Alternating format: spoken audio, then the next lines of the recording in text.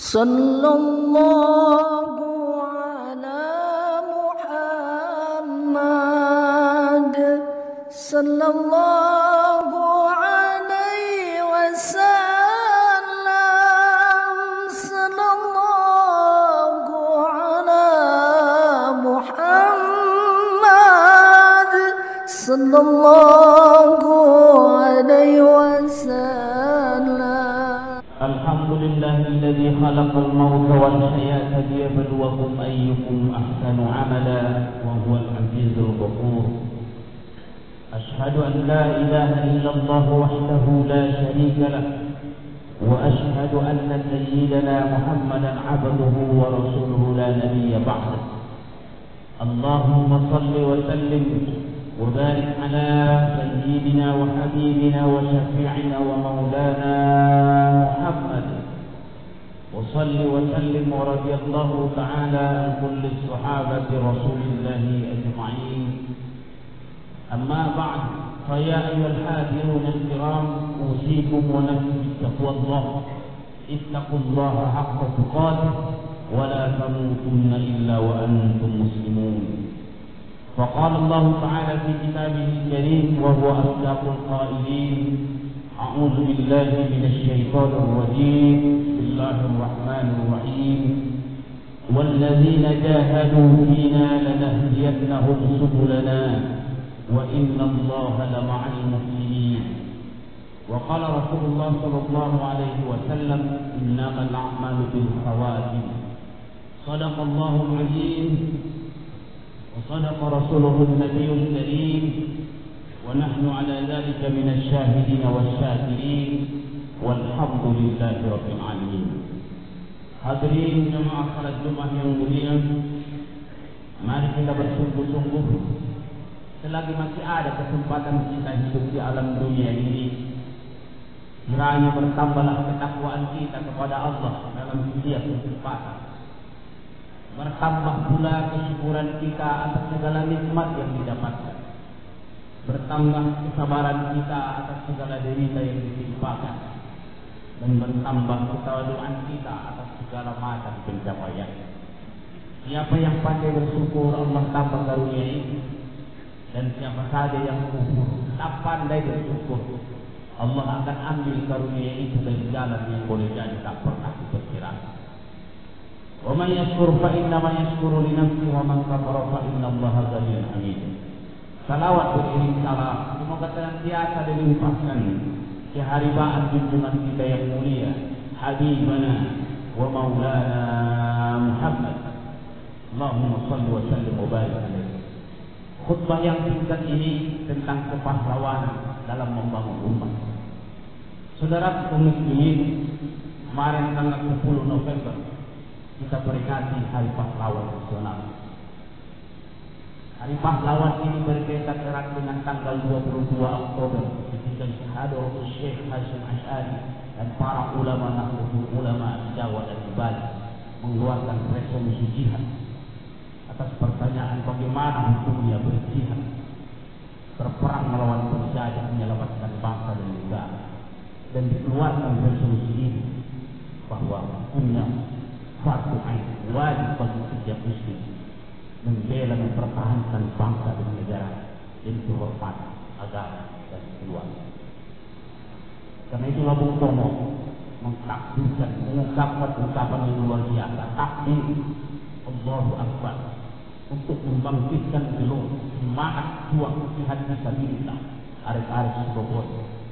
Tak terkira berapa ribu orang yang meninggal dunia syahid dan Allah, dan dikenanglah oleh bangsa ini sebagai Hari Pahlawan. Saudara kaum muslimin, baginda Rasulullah sallallahu alaihi wasallam pernah menyampaikan hadis yang diriwayatkan oleh Imam Muslim dari sahabat Abu Hurairah. Kelak di yaumil akhir ada 3 orang yang paling berjasa dalam kehidupan manusia. Ada 3 kelompok orang yang sangat berjasa dalam kehidupan. Kalau kita menyebutnya orang-orang berjasa, para pahlawan mereka. Tapi bagaimanakah nasib mereka nanti di yaumil akhir? Apakah kepahlawanan jasa mereka yang sangat besar itu akan dibalas oleh Allah dengan surga. Ada 3 kelompok ini yang jadi pelajaran bagi kita. Yang pertama adalah seorang yang mati syahid. Lalu nanti yaumil akhir di hadapan Allah didatangkanlah orang ini bertemu dengan Allah dan ditanya, kenapa kau masuk surga? Dan dia menjawab, aku adalah seorang syahid fi sabilillah. Aku telah berjuang dan aku terbunuh. Allah bertanya kepadanya, fama alimta fiha, apa yang terjadi padamu? Yaitu aku terbunuh sehingga aku masuk syahid. Lalu Allah berkata, kadzabta walakinnaka qatalta li ayyi qala jadi kau bohong. Sebenarnya kau berperang agar dipanggil seorang yang pemberani. Lantas dia pun dilemparkan ke dalam neraka. Lalu kelompok yang kedua, orang yang kedua adalah seorang ulama. Rajulun ta'allama al-ilma wa 'allamahu wa qara'a al-Qur'an. Dia seorang alim yang belajar agama dan pandai baca Quran. Lalu ditanya lagi oleh Allah kepadanya, fama 'alimta fiha, apa yang kau lakukan, apa yang kau kerjakan dengan itu? Dan dia menjawab, aku mengajar dengan ilmu ini. Aku ajarkan ilmu kepada umat. Aku ajarkan mereka membaca Al-Quran. Tapi Allah berkata kepadanya, kadzabta, kau bohong. Sebenarnya kau melakukan itu agar kau dipanggil sebagai alim dan qari, agar kau dipanggil seorang berilmu, disanjung, dan seorang qari yang suaranya merdu, bacaan yang fasih. Lalu Allah perintahkan dia dilemparkan ke dalam neraka. Lalu orang yang ketiga, wa rajulun wasa'allahu alaihi wa a'tahu min asna'il mal. Ini seorang yang diberikan harta kekayaan yang berlimpah dan dia adalah orang yang suka memberi dan menolong orang lain. Lalu Allah berkata kepadanya, bertanya kepadanya, fama alimta fiha, apa yang kau lakukan dengan harta kekayaan yang kau dapatkan itu? Dan dia menjawab, aku bersedekah, aku berinfak, aku membangun masjid, aku menolong anak yatim dan orang-orang miskin. Semua amal kebajikan disampaikannya. Dan Allah mengatakan, sudah kau dapatkanlah kandungan itu selama di dunia. Lalu Allah berfirman berkata kepadanya, kadzabta walakinnaka fa'alta liyuqal jawwab. Kau bohong. Sebenarnya kau lakukan itu agar kau dipanggil sebagai seorang dermawan.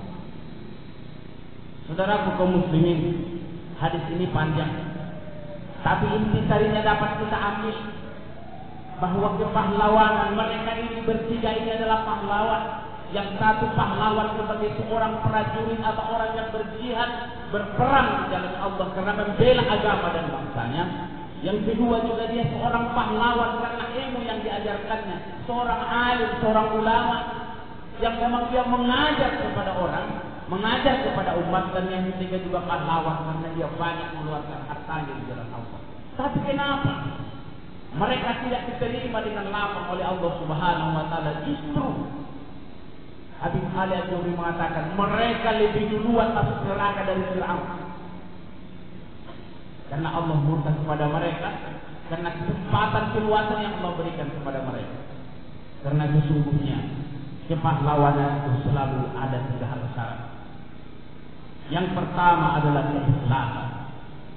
Kepahlawanan itu selalu menuntut keikhlasan. Dan itulah yang dilakukan oleh para pahlawan kita, para syuhada, para alim ulama yang sejak lama semasa penjajahan berjuang harta jiwa raganya untuk bangsa dan negara sampai merdeka, bahkan mempertahankan kemerdekaan negara Indonesia ini.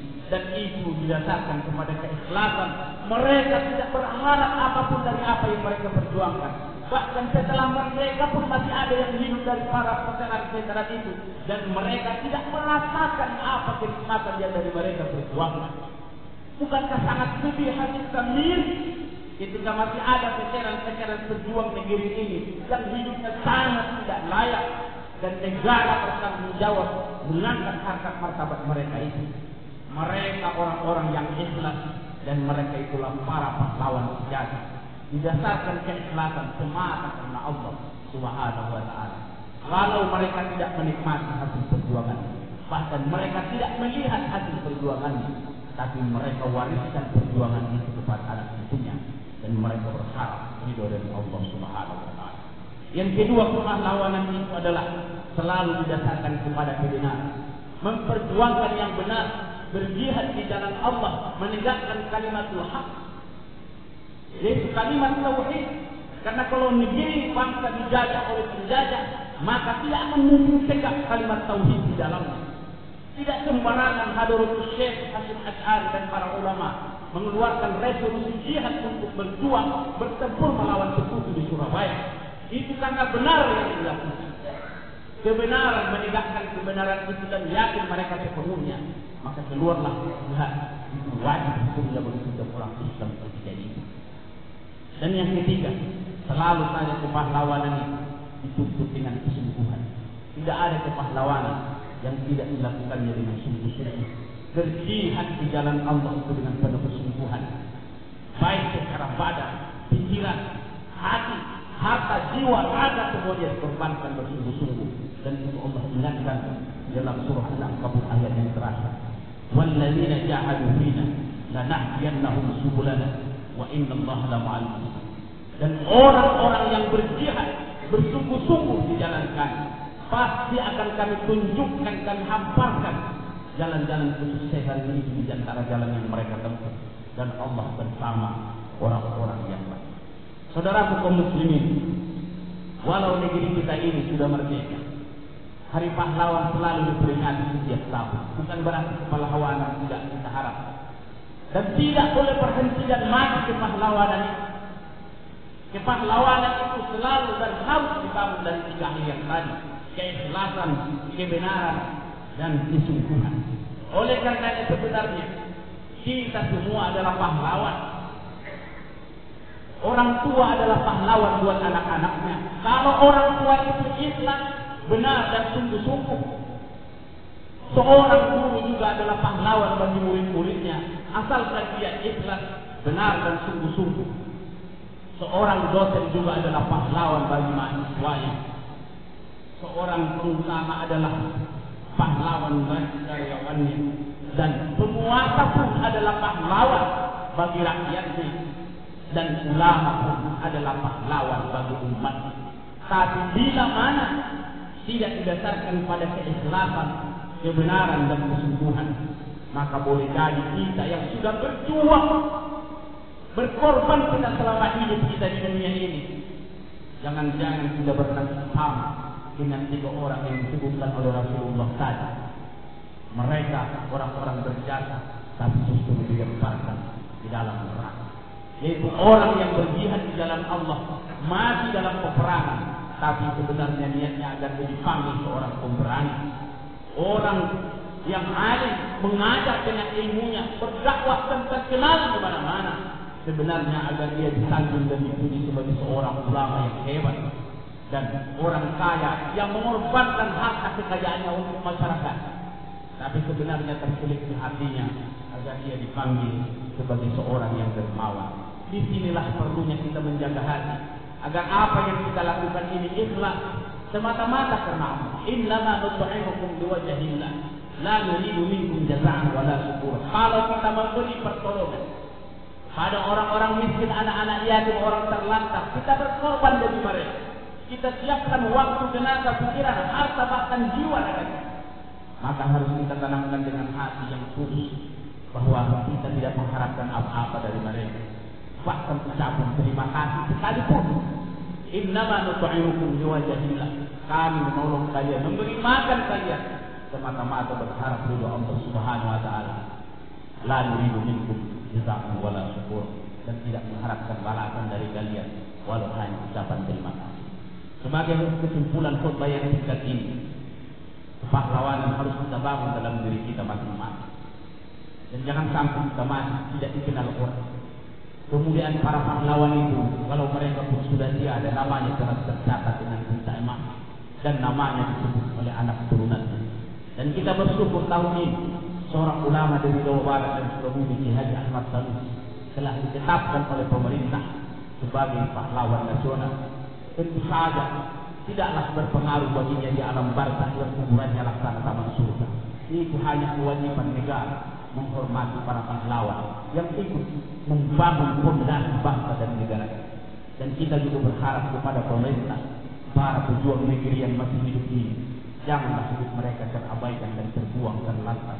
Karena tanpa semburan darah, keringat air mata mereka, boleh jadi kita hari ini tidak menjadi apa-apa. Semoga khutbah yang singkat ini jadi pelajaran buat kita semua. Mari kita bersungguh-sungguh agar kita tidak tertinggal dan tidak terbodohkan. Karena kalau kita tertinggal, terbodohkan, miskin, tidak berkuasa, maka kita akan dizolimi dan dianiaya. Dan kita tidak pernah mendapatkan kemampuan untuk membangun negeri ini dengan baik. Dan kita termasuk orang-orang yang dipermainkan. Na'udzubillah min dzalik. Barakallahu wa lakum fil Qur'anil 'azim wa nafa'ani wa iyyakum bima fihi minal ayati wa dzikril hakim. Wa taqabbal minni wa minkum tilawatahu innahu al-ghafurur rahim.